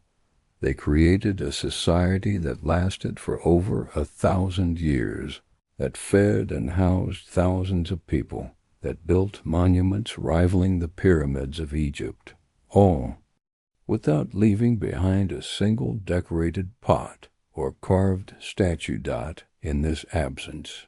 They left us the greatest gift of all, the knowledge that there are many ways to be human, many paths to civilization, and that sometimes the most beautiful creations are those that exist not in objects we can hold, but in the spaces between people, in the organization of society, and in the careful cultivation of harmony between human aspirations and the natural world. The night settles gently over the ruins of Norte Chico, and in that peaceful darkness, their true masterpiece is revealed, not in pottery or gold, but in the enduring mystery of their choice to build a civilization that spoke not to human vanity, but to human wisdom. The desert wind carries with it tonight a melancholy song, a whisper of endings that echo across the millennia. We have walked together through the remarkable story of Norte Chico, marveling at their achievements, their innovations, their peaceful way of life. But now, as our journey through their world draws toward its close, we must face the inevitable question that haunts all great civilizations. How did it end? Around 1800 BCE, after more than 15 centuries of prosperity and growth, the Norte Chico civilization began its slow, gentle fade into history. This was not a sudden collapse, not a violent overthrow by conquering armies, not a catastrophic event that wiped away their cities in a single devastating moment. Instead, it was something far more subtle and perhaps more poignant, a gradual dissolution, like morning mist slowly dissipating as the sun rises over the Andes. Picture the final generations of Norte Chico, living in the same carefully planned cities their ancestors had built, walking the same plazas, climbing the same pyramid steps to perform the same ancient rituals. They could not have known they were witnessing the end of an era. To them, life continued as it always had, with the rhythm of seasons, the cycle of planting and harvest, the gathering of families for ceremonies that connected them to the cosmos above and the earth below. But change was coming, carried on winds, both literal and metaphorical. The very success of Norte Chico may have contributed to its eventual eclipse. For over 1,000 years they had perfected the art of irrigation-based agriculture, turning the desert valleys into green oases of productivity. They had developed sophisticated techniques for managing water resources, for coordinating the labor of thousands, for distributing the fruits of their collective efforts. Yet this very mastery of their environment may have made them vulnerable to forces beyond their control. The earth itself began to shift beneath their feet. First came the earthquakes, then the torrential rains. But the relentless march of sand across once fertile fields and bays, a process set in motion by the quakes and flooding, is probably what did in America's earliest civilization. The ground that had supported their cities for centuries began to tremble with increasing frequency. Seismic activity along the Pacific coast of Peru increased, causing landslides that blocked river channels and disrupted the delicate irrigation systems that were the lifeblood of Norte Chico society. But the earthquakes were only the beginning. The climate itself was changing, and with it came a phenomenon that would prove even more devastating than the shifting earth. The end of the Peruvian society is fairly clear: earthquakes and flooding and climate change associated with the El Niño oscillation current. The El Niño weather pattern, which brings heavy rains and warmer ocean temperatures to South America, began to intensify and occur with greater frequency. Imagine the confusion and fear of the Norte Chico people as their world began to transform before their eyes.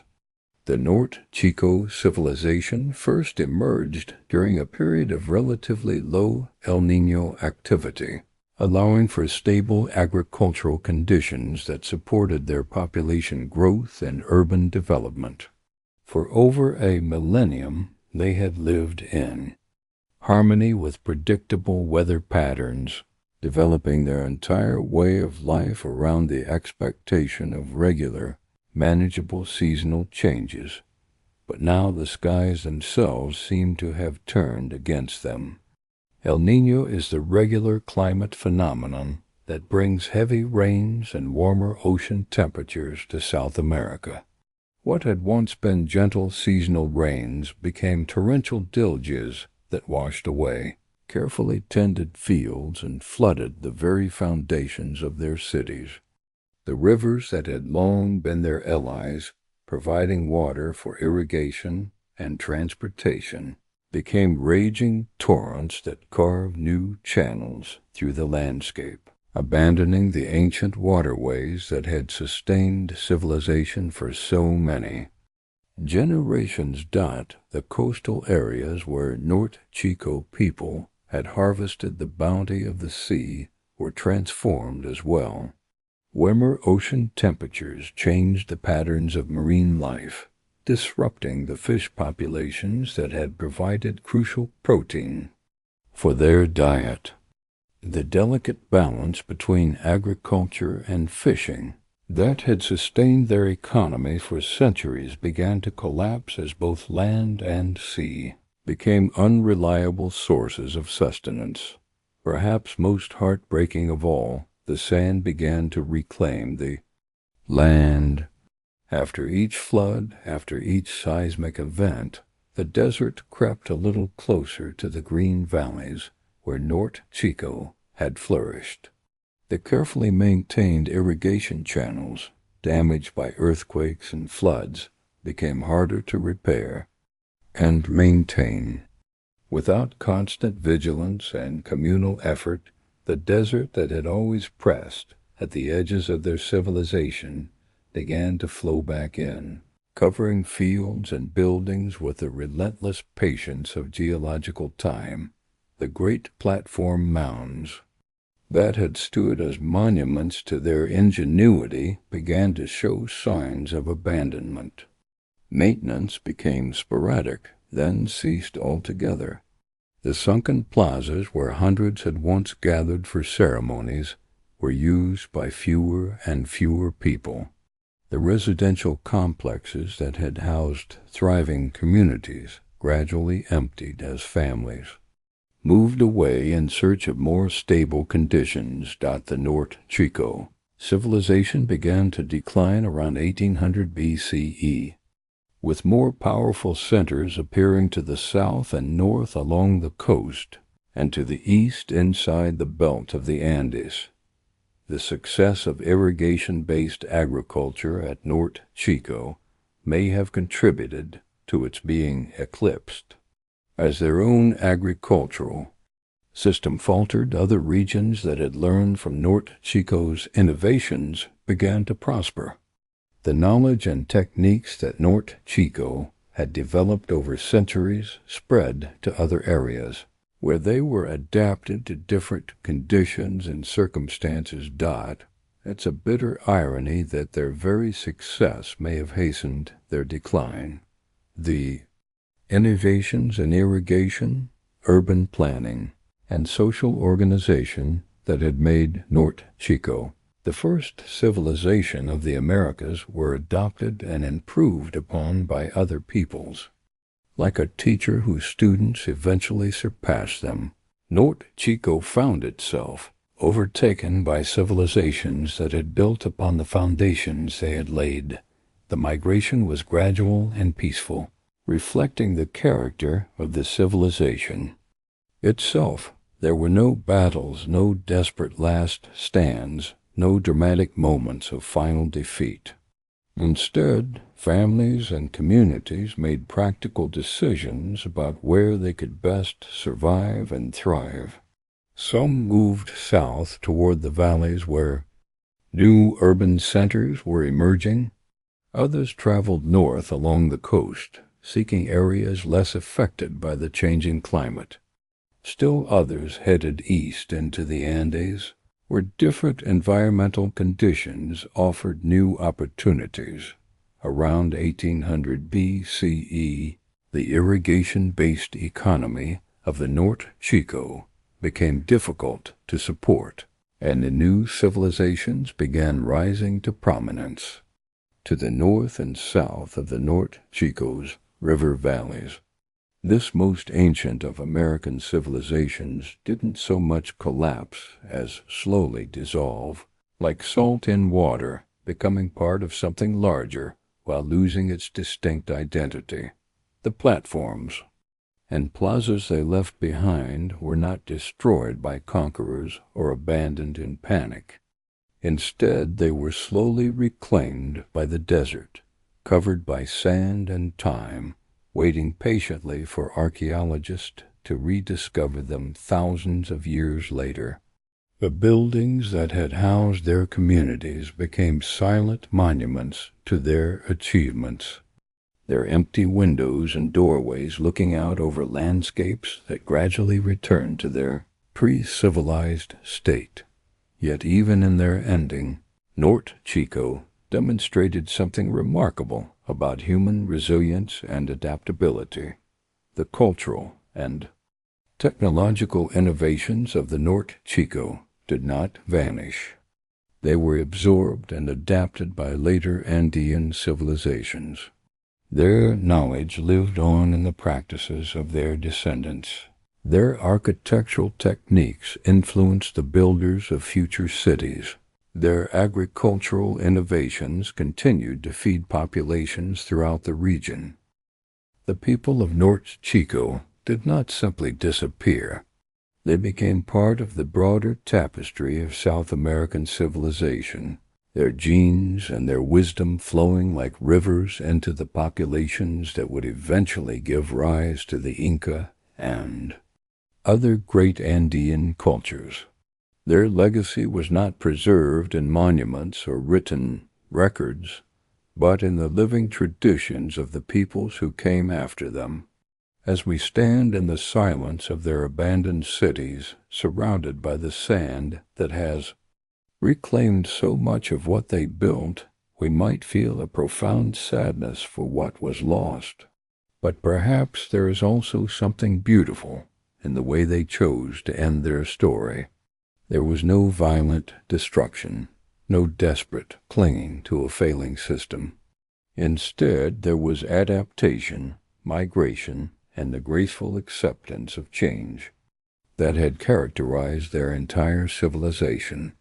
The Norte Chico people had always understood that human life must flow in harmony with natural forces.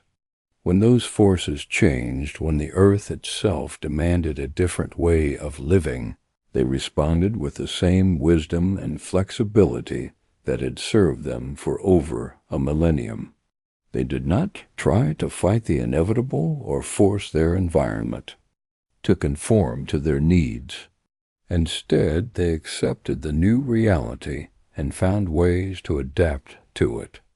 In the end, perhaps their greatest achievement was not the cities they built or the techniques they developed, but the grace with which they faced their civilization's twilight. They showed us that even ending can be done with dignity, that even decline can be a form of wisdom, and that sometimes the most profound victory is knowing when to let go and allow something new to be born from what came before. The desert wind continues to blow across the silent ruins of Norte Chico, carrying with it the last whispers of their presence. But if we listen carefully, we can hear in that wind not just the sound of ending, but the promise of continuation. The knowledge that what they built and learned and became did not die with their cities, but lives on in the countless ways their example continues to inspire and instruct us, thousands of years after their final farewell to the valleys they had called home. As our long journey through the mysteries of Norte Chico draws to its gentle close, the night has deepened around us. The desert stars that once guided these ancient people now shine down upon their silent ruins, casting the same silver light that illuminated their ceremonies 5,000 years ago. In this peaceful darkness, we find ourselves changed by what we have discovered, touched by the wisdom of a civilization that chose a different path. The wind carries across the Peruvian coast tonight the same whispers it has carried for millennia, but now we understand their meaning. They speak not of conquest or glory, not of kings or battles, but of something far more profound, the quiet triumph of human beings who learned to live in harmony with their world, who built great cities without violence, who created lasting beauty without leaving behind a single decorated pot or golden treasure. Norte Chico stands before us now, not as a footnote in history, but as a revelation. Here, in these valleys between the Andes and the Pacific, the first Americans discovered what it meant to be civilized. They did not copy the patterns of Mesopotamia or Egypt, though they built their cities at the same time as the great pyramids rose beside the Nile. Instead, they wrote their own definition of what human society could become. Think of what they achieved in their 15 centuries of prosperity. They transformed a harsh desert landscape into a garden of productivity, feeding thousands of people through ingenious irrigation systems that channeled life-giving water across miles of carefully planned agricultural fields. They built monumental architecture that rivals anything created in the ancient world, yet they did so without the wheel, without beasts of burden, without metal tools. Every stone was carried by human hands, every measurement calculated by human minds, every structure raised through human cooperation. Their cities were marvels of urban planning, with residential complexes that housed extended families, public plazas that brought communities together, and sacred spaces that connected the earthly and the divine. Yet these were not cities of oppression or inequality. No palaces dominate their skylines, no fortifications protect their borders, no weapons lie scattered in their ruins. Instead, we find evidence of a society that valued harmony over hierarchy, cooperation over competition, sustainability over exploitation. The music that once filled their plazas has long since faded, but we can still hear its echoes in the acoustic design of their gathering spaces. The flutes carved from bone that provided the soundtrack to their ceremonies have crumbled to dust, but the memory of their melodies lives on in the shape of the amphitheaters where they were played. These were people who understood that civilization is not just about surviving, but about creating beauty, meaning, and connection. Their textiles, woven from the cotton they cultivated with such skill, have mostly returned to the earth that nurtured them. But the patterns they created, the techniques they developed, the aesthetic sensibilities they expressed through cloth and fiber, these became part of the cultural DNA of the Americas. When we see the magnificent textiles of later Andean civilizations, we are seeing the flowering of skills first developed in the valleys of Norte Chico. The quipu, those mysterious bundles of knotted strings that may represent the earliest form of record-keeping in the Americas, speak to us across the centuries of a people who found their own way to capture and preserve knowledge. Without written language as we understand it, they developed systems of communication and information storage that served their needs for over 1,000 years. In their silence, they teach us that there are many ways to speak, many ways to remember, many ways to pass wisdom from one generation to the next. Perhaps most remarkably, they showed us that civilization need not be built on warfare and conquest. In an age when most human societies were defining themselves through conflict with their neighbors, Norte Chico chose peace. They built no weapons, raised no armies, conquered no territories. Instead, they focused their energies on creation rather than destruction, on building rather than breaking, on nurturing rather than exploiting. Their absence of pottery and decorative art, which once puzzled archaeologists, now reveals itself as a profound statement about values and priorities. These were people who found beauty in function, meaning in purpose, art in the very structure of their society. Their masterpiece was not a painted vase or a golden mask, but the civilization itself, a complex, sustainable way of life that flourished for 15 centuries in one of the world's most challenging environments. When climate change and geological upheaval finally made their way of life unsustainable, they did not rage against the inevitable or try to force their environment to conform to their needs. Instead, they adapted with the same grace and wisdom that had characterized their entire civilization. They migrated peacefully, carrying their knowledge and skills to new places, planting the seeds of future cultures throughout the Andes and beyond. In their ending, as in their beginning, they chose cooperation over conflict, adaptation over resistance, wisdom over stubbornness. They understood something that many later civilizations would forget, that human success is not measured by how much we can take from the world, but by how well we can live within its limits. The legacy of Norte Chico extends far beyond their own time and place. Every innovation they developed, every technique they perfected, every insight they gained about living in harmony with their environment became part of the foundation upon which later American civilizations would build. The Inca, with their magnificent cities and sophisticated agricultural systems, were the inheritors of Norte Chico wisdom. The complex societies that flourished throughout the Andes for thousands of years after Norte Chico's decline carried forward the genetic and cultural inheritance of these first American city-builders.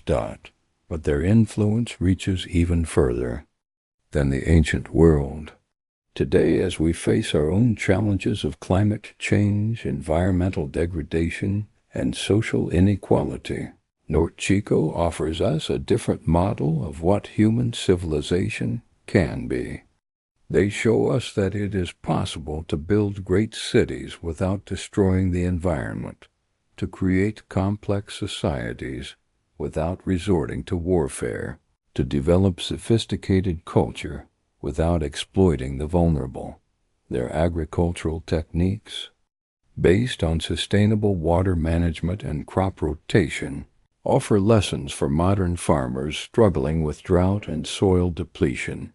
Their urban planning, which prioritized community gathering spaces and integrated residential, commercial, and ceremonial functions, provides insights for contemporary city designers. Their social organization, which appears to have been remarkably egalitarian, challenges our assumptions about the inevitability of inequality and oppression. Most profoundly, their choice to build a civilization based on peace rather than war reminds us that human societies can take many forms, that the path of conquest and domination is not the only way to achieve greatness, and that the most lasting achievements may be those that nurture rather than destroy, that build rather than break, that create rather than consume. As we stand in the silence of their ruins, surrounded by the vast emptiness of the Peruvian desert, we might feel small and insignificant in the face of such ancient wisdom. But Norte Chico teaches us that every human choice matters, that every decision we make about how to live contributes to the great conversation of civilization that has been going on for thousands of years. The people of Norte Chico could not have imagined that their cities would one day be covered by sand, that their civilization would be forgotten for thousands of years, that archaeologists would eventually rediscover their achievements and marvel at their wisdom. They built not for immortality, but for the present moment, for the needs of their communities, for the well-being of their children and grandchildren. Yet in building for the present, they created something eternal. Their example lives on not in monuments or museums, but in the continuing human quest to create societies that are just, sustainable, and beautiful. Every time we choose cooperation over conflict, every time we prioritize the common good over individual gain, every time we seek to live in harmony with our environment rather than dominate it, we honor the memory of Norte Chico. The desert wind that has blown across these valleys for millions of years continues its eternal dance, carrying grains of sand from the mountains to the sea, from the sea back to the mountains. In that endless cycle, we see reflected the story of Norte Chico, a civilization that emerged from the earth, flourished for a time, and then returned to the earth, enriching it with their presence and their wisdom. Tonight, as you close your eyes and prepare for sleep, listen for the whispers of that ancient wind. In its gentle murmur, you may hear the voices of the Norte Chico people, calling to us across the centuries with their message of peace, sustainability, and hope. They remind us that human civilization is not a destination, but a journey, not a monument, but a living process, not a conquest, but a collaboration with the forces of nature and the needs of community. In the growing darkness, their pyramids stand silent, but not empty. They are filled with the accumulated wisdom of 15 centuries of human experience, with the knowledge of how to build cities that last, how to create societies that nurture, how to live in harmony with the world around us. Their gift to us is not in artifacts we can hold or treasures we can display, but in the example they set, the path they showed us, the proof they offered that there are many ways to be human, many ways to be civilized, many ways to build a future worthy of our highest aspirations. The night settles gently over the ruins of Norte Chico, and in that peaceful darkness their true achievement is revealed, not in the monuments they built or the cities they planned, but in the demonstration that human beings can choose to live with wisdom, compassion, and grace. In a world that often seems dominated by conflict and competition, they offer us a different vision, a civilization built on cooperation, sustainability, and the quiet recognition that our greatest triumphs may be those that speak not to our vanity, but to our deepest humanity. Sleep well, dear listener, and dream of the whispers that carry across the desert night, bringing with them the ancient wisdom of America's first civilization, reminding us that the path to greatness begins, not with conquest, but with the simple choice to live in harmony with our world and with each other.